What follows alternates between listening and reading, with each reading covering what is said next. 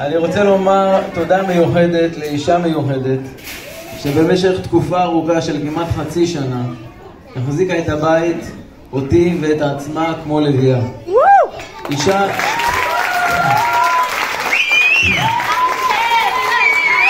שעשתה את הכל לבד, ללא עזרה משמעותית ממני בכלל, בשל חוסר התפקוד הזמני שלי, ושבלעדיה כל הערב הזה לא היה קורה.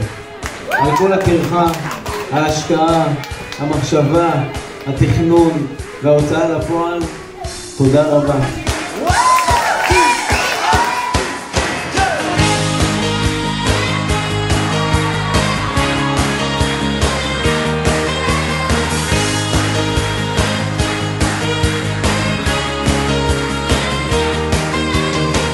גשם יורד וזה חורף, תל אביב חסומה וגם חיפה.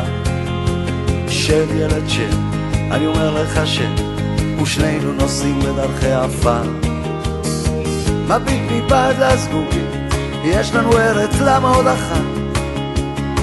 בחוץ שקיעה של יום שני, ערבים מתפללים כי איזה חג. חבר ממסע כזה בחורף מסתכל לי, רגליו צרות אבל ראשו חכם. שנינו במנוסה, כל פה זז הוא אומר, אתה גם אבא, אתה גם בן אדם. מביט מבעד לסגורים, מוזר לך אויב הזר, נראה לו אנושי וגם פוחד. יש לי אישה, זאת האמא שלך, ניסה אולי נגיע עד מחר. אם לא נעט, לא נפיל, לא נשים לב לפרטים, לא נגיע לארץ חדשה. לא נגיע לארץ חדשה.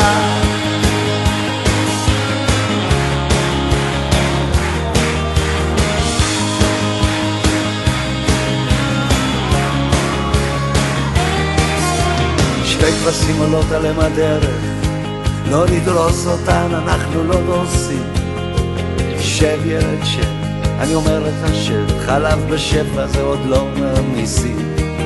הוא שולט מצלמה של כיס, הוא חושב שגן העדן מדויק, הוא מכחיש שקר לו שמפחיד, צלם כשנזכור מה שהיה. אז אני אומר לו, קראתי בעיתון על אחת בת 100 שכל חייה עשתה מעשים טובים. נשב ילד שב, אני אומר לך שלא כל האנשים נולדו רעים, אבל היא מזמן, היא מתה די מזמן. אביך הוא ימות גם יום אחד. לא גן העדן לא קיים, אולי קיימת ארץ חדשה. יש לי אישה, זאת האמא שלך, ניסה אולי נגיע עד מחר. אם לא נעט, לא נפיל, לא נשים לב לפרטים, לא נגיע לארץ חדשה. איך נגיע אם אין לנו ארץ חדשה?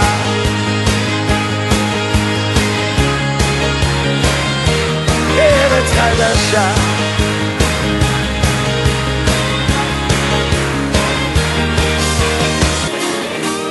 ארץ חדשה.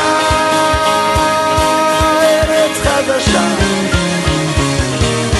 ארץ חדשה. ארץ חדשה. ארץ חדשה. ארץ חדשה. ארץ חדשה.